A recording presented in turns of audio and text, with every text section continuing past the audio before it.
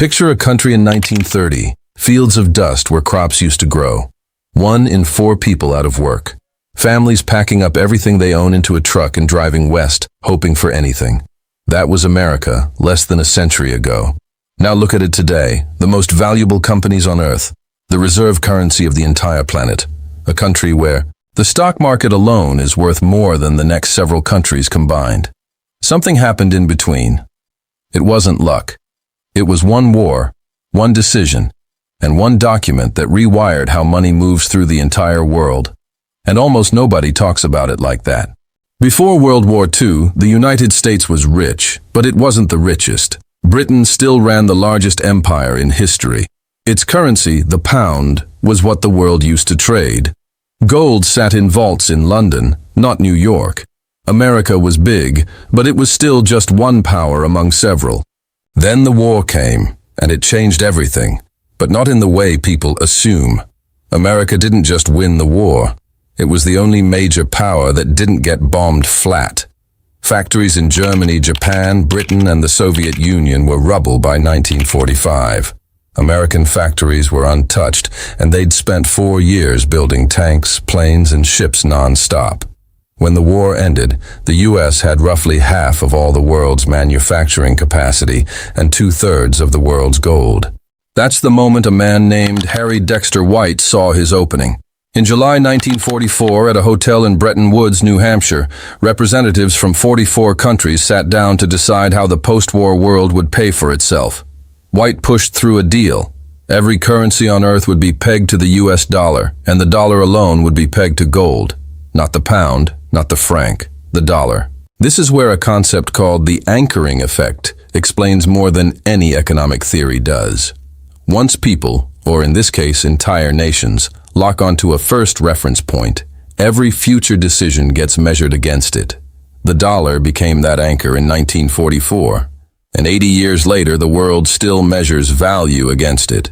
Not because anyone re-examined the choice, but because nobody had a reason strong enough to reset the anchor. And this is what built modern American wealth. Once the dollar became the anchor for global trade, every country on Earth needed dollars to buy oil, to buy machinery, to settle debts with each other. America wasn't just selling goods anymore. It was selling the currency the whole world had to use. That's a kind of wealth no factory can produce. It's the wealth of being the toll booth on every international transaction. In 1971, the U.S. dropped the gold backing entirely. Economists predicted the dollar would collapse without gold behind it. It didn't. And the reason why is almost pure psychology. Once a system becomes the default, switching away from it feels riskier than staying, even if the original reason for choosing it is gone. Psychologists call this status quo bias, and at a planetary scale, it's incredibly powerful. No single country wanted to be the first to stop using dollars, because being first meant absorbing all the risk while everyone else waited to see what happened. That's herd behavior. Nobody wants to move until the herd moves, so the herd never moves. Oil got priced in dollars. Central banks held dollars as their safety net. The dollar didn't need gold anymore. It just needed everyone to keep believing in it, and they did, because the cost of being the one country to break from the group felt bigger than the cost of just going along with it. Here's the detail that changes how you see the whole system. When the U.S. government spends more than it collects in taxes, it doesn't have to sell that debt to convince skeptical buyers the way other countries do.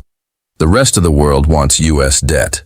Countries buy U.S. Treasury bonds by the trillions because it's considered the safest asset on the planet. This taps into something called loss aversion, the well-documented tendency for the fear of losing something to outweigh the appeal of gaining something else. Central banks aren't chasing the biggest return. They're avoiding the worst-case loss. And for 80 years, the safest way to avoid that loss has been holding the one currency everyone else also trusts. America can borrow money more cheaply than almost anyone else alive, simply because everyone else needs a place to park their dollars, and treasury bonds are that place. Most people think American wealth comes from oil, or tech companies, or Wall Street genius. Those all matter. But underneath all of it is something quieter. The entire planet runs its trade through a currency that one country controls, and that country is the one collecting the toll.